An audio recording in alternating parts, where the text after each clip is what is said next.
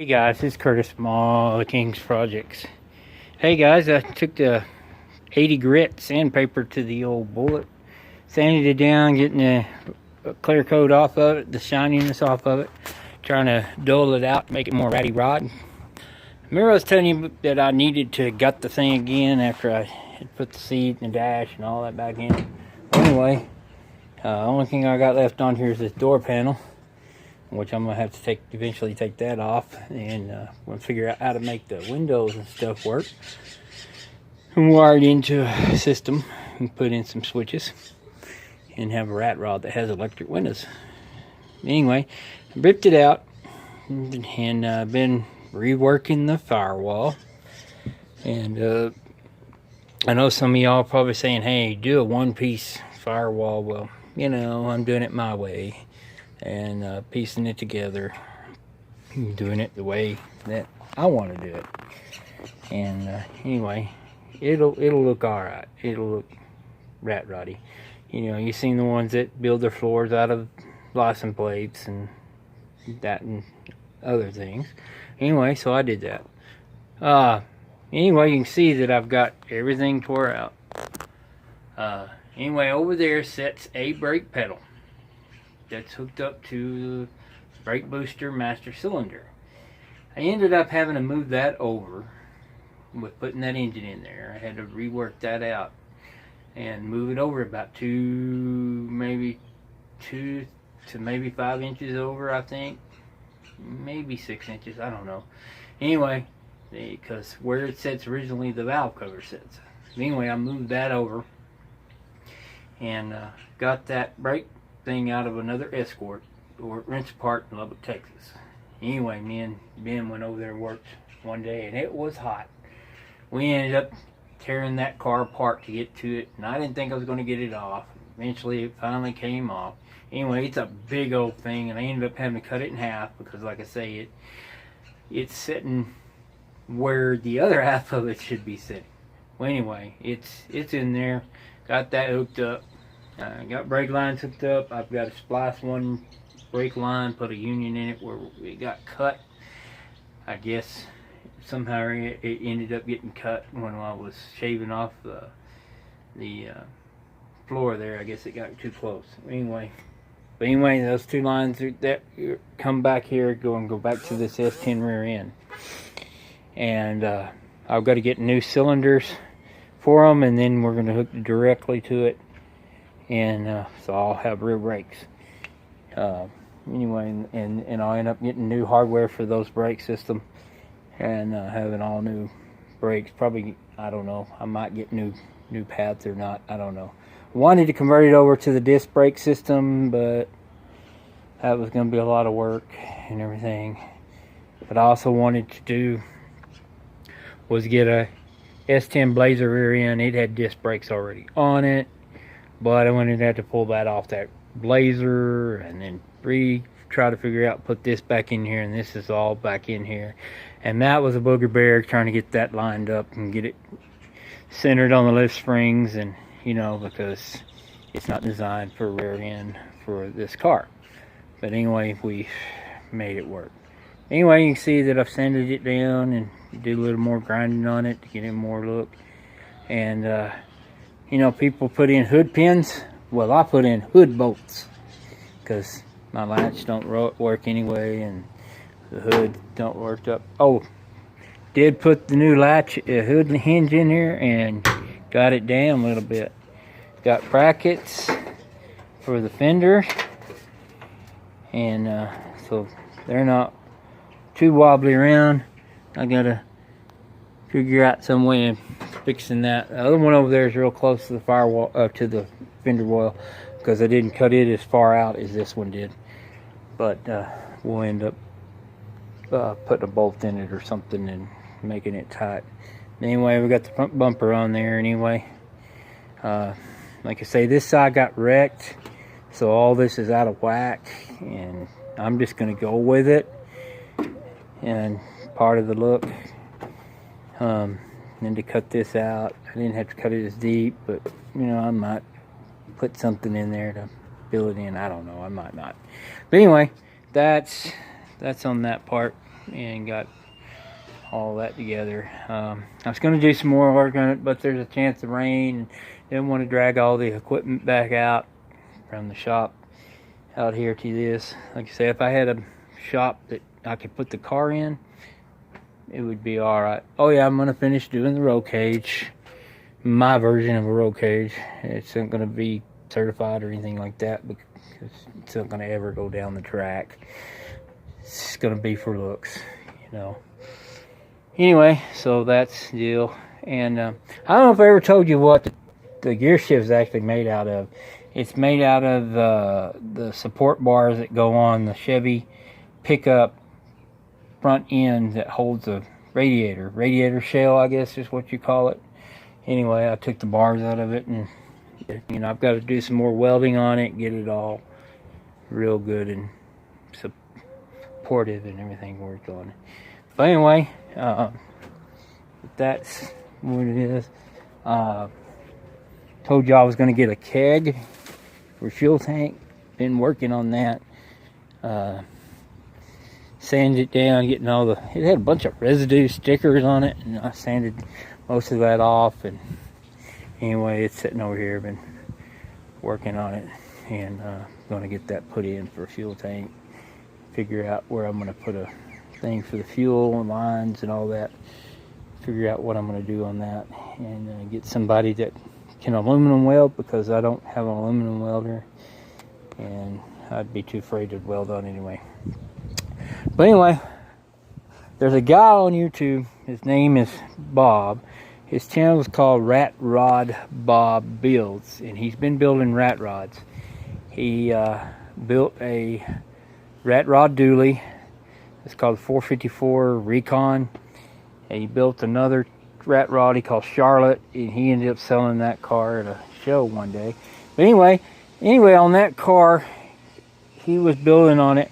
He decided that he wanted an air breather for it. He didn't like what was out there and what options there were.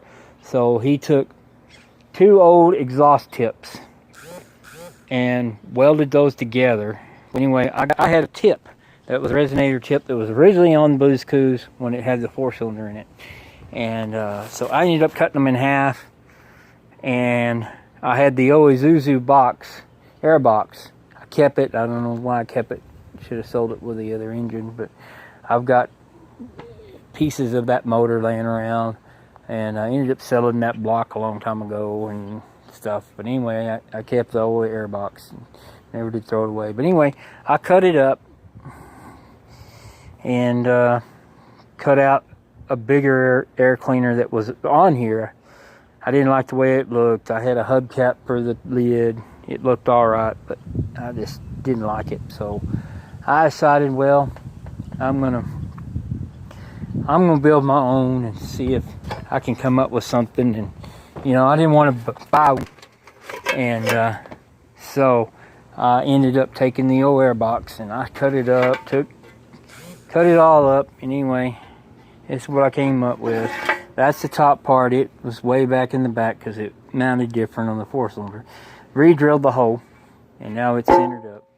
I took the bottom out of that big air cleaner, welded it in like that. I cut it out, cut that out, and this piece right here in the middle, right here, came off of one of those rods that I used for the gear shift support rod. Turn it over here. This piece are all out of those mufflers, or tips, exhaust tips. And they were chrome, and I sanded them down so I can paint them and welded them in. And there was lots of little things on here that I cut off and turned over. This is a piece of sheet metal, that's a piece of sheet metal. Anyway, it's all together. I'm going to clean it up, paint it. Well, I'm going to primer it for right now. And go from there and just kind of decide what I'm going to do with it. Either paint it black or paint it blue, because I'm going to eventually take the valve covers off of this TBI motor. And I'm going to paint them, repaint them black, or I don't know, I may repaint them blue. I'm thinking I'm going to repaint them blue, make them shiny blue or something to match the truck. Whatever color I paint the truck, I might paint those the same color. Thinking about repainting this truck a different blue, a darker blue, or metallic blue. Anyway, but anyway, that's what's going on with that. Here's the console that goes in the rat rod bullet, and putting metal in it, beefing it up, and making it more ratty rod looking. And anyway, we'll go over here. These pieces right here, that's the back pieces that go on the bed. That's the front pieces go on, and they're fiberglass, where this is like the rubber bumper material. Real soft, real flexible material. It's still kind of hard, but it's like the rubber bumper anyway. Sanded that down, and we've got to get the adhesive promoter to put on there so we can primer them. Anyway, the same thing with those, and we have to end up primering them with regular primer. And anyway, we'll have to use the adhesive on it and paint it up. Anyway, here's the box over here. Like I say, I don't know, might have to fix that with fiberglass. I don't know, we'll see. But that's a piece I took off another truck. Both those pieces come off another truck, because one piece on here was completely destroyed. That's one of the originals on there, and I don't know if I can take a piece out of that and put in there. I might be able to do that, cut it out and fit it into that piece, you know, and fiberglass it in. I might be able to do that. Never worked with fiberglass like that before. You know, everything's a learning curve, trying to learn everything. Tailgate, got to sand the backside of it to paint it.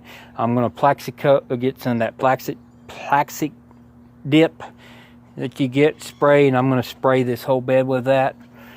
And not the whole bed, but the inside of the bed. This part down here. And might spray that in there. But I'm thinking about getting wood panels and doing the whole bed in wood, and doing the sides in some kind of wood panel too. Haven't really decided what I'm going to do yet, but I know I am going to make this look like a wood bed. And then I'm going to build a box that I'm going to mount the original fuel tank in there, and that'll be my fuel tank for that, and put the electric fuel pump in there, because you got to have an electric fuel pump for a TBI motor. And mount that somewhere in there and make it real neat looking with neat fuel lines and all that, make it real neat. And anyway, we'll get this primered, and I've got to get it primered pretty soon, maybe this weekend when I get paid again, because it's been raining a lot. That's how come I ain't working. You know, like I said, I didn't want to drag all the stuff out again. But anyway, here's a bunch of panels. We're going to have to redo them and end up sanding them down and redoing them, or just spot painting. I haven't decided what I'm going to do, but I didn't use the adhesive on there, and it'd be alright, but it could be better. But anyway, just wanted to show you all that air box and what I've done with that. And like I say, there's my Harbor Freight welder over there, and we got kittens again, little adorable kittens. What are you doing down there? You rotting. Yeah, they're gonna be rotting. But anyway, I wish the shop was cleaned out where I could have a shop. But anyway, just wanted to update y'all on that. I've got to sand these fenders down. Like I say, I'm gonna do all the work on it myself, and paint it myself, just because I want to try my thing at that. But anyway, there's my truck bed couch, outside couch, and got the old Mustang back end over there. Like I said, the Mustang front end that came out of this car is on bullet. Anyway, I was gonna make a entertainment center out of that, because, you know, for a future house or whatever we buy, you know, for my garage. But just, we haven't got that house yet. Working on it, but we'll get there. neon parts laying around. The mini beast is still here. We got to get it going one of these days. Got an engine over there for the cruiser, hood for the mini. There's a hood for for bubbles that scratched up pretty good. And like I say, I found that other blue cruiser at Wrench Apart and took the fenders and hood off of it, put on there. But I ended up messing up that fender. I think I told y'all the story on that.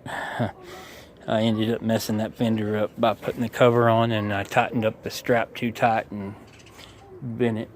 But anyway, like I say, the video is getting long, so I'm gonna jump off here. But like I've always told everybody, y'all have a blessed day today, and have a better day tomorrow, and have a better day on Tuesday. I go back to work on Tuesday. Go back to doing summer school for another 2 weeks, and then I think I'm done, and then all I have left is my Friday charters. But anyway, those will be done, and then we'll get back going to school, going back full-time, working that in August, the middle of August, and back to normal. But anyway, just want to let y'all know today we're celebrating our 29th anniversary of being married. I can't believe that she's put up with me that long. But anyway, we didn't do anything. Finances weren't where they needed to be right at the point. But maybe next year for our 30th, we might be able to go on a cruise or do something. We'll just play that by ear and save up our money and make sure that we'll be able to do that. But anyway, we're going to jump off here. So I'm going to say peace out, and we'll see you the next time. Bye, y'all.